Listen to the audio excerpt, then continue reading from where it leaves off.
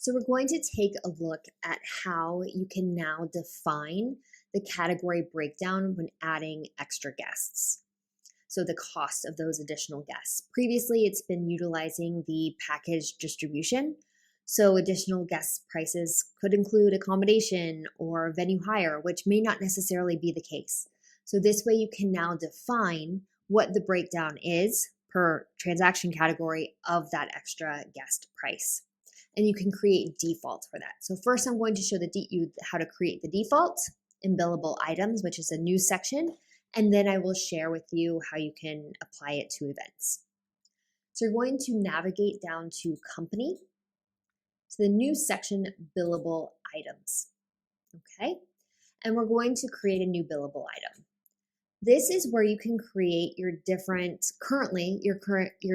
guest type charges. And it could be based off of package, event type, etc. So I'm going to do this as a gold. Actually, let's go with a silver package adult. Okay. And I'm going to call this a main guest adult. So right now we're doing billables only on guest types. This will be expanding in the future. So it's main adult, and then of course I want to repeat for child, teenager, supplier, etc.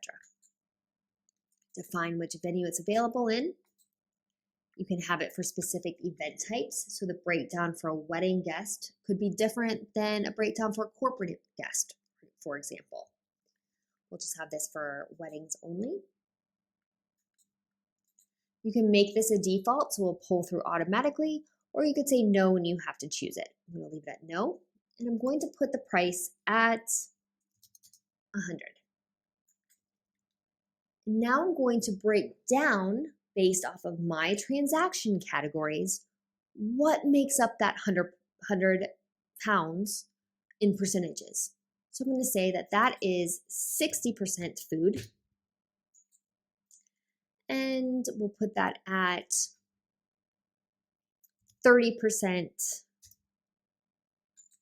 alcohol and 10% soft drinks. So it's totaling 100%, but that's the breakdown of that 100 pounds. So every time I add an additional guest to an event that has this guest type assigned, and they charge 100 pounds, it will be 30 pounds will be flagged as alcohol, 60 pounds food, 10 pounds as soft drinks. The tax rates accordingly will associate correctly, and it will allow my revenue reports to be broken down correctly as well. I'm going to go ahead and hit save. Now this creates this billable item. I can click, and we have a sub menu here on the left-hand side.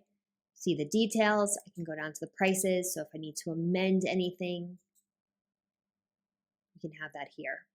And these additional uses will come into play with some exciting features that we have planned. But for now, we're just worrying about the breakdown pricing of guests. And this is optional if you want to be able to just pull this through automatically. So let's take a look at an event and see where this comes into play. So I'm going to go to my inquiries and go on date on holds so we can show you.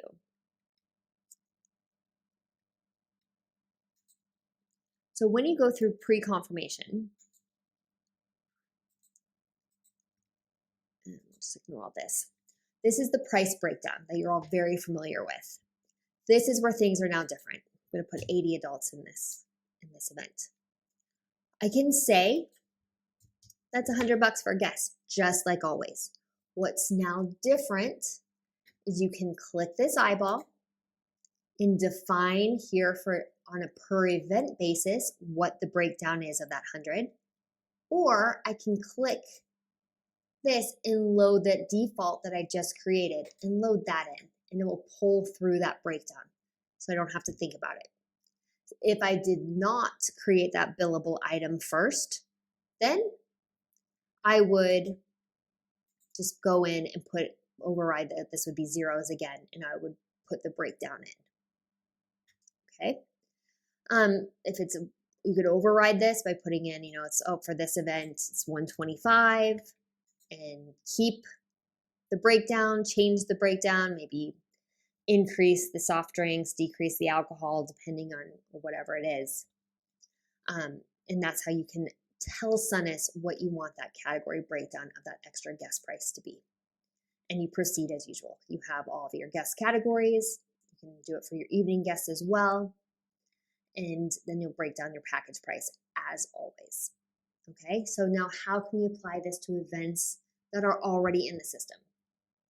We obviously can't change things for items that have already been charged and billed for, invoices raised with transaction category distribution in place, but we can update things for future charges, future events. So if you go to your event list, and we can just go down here, go to the package section, you can now utilize the same icons to apply the distribution. So if I open this up, I can see it's all 000, which means it's using the package distribution is used. So the old way, package distribution used. Or I can add in the split and tell Sunnis how I want that 110 for any future guest charges, how that will be applied.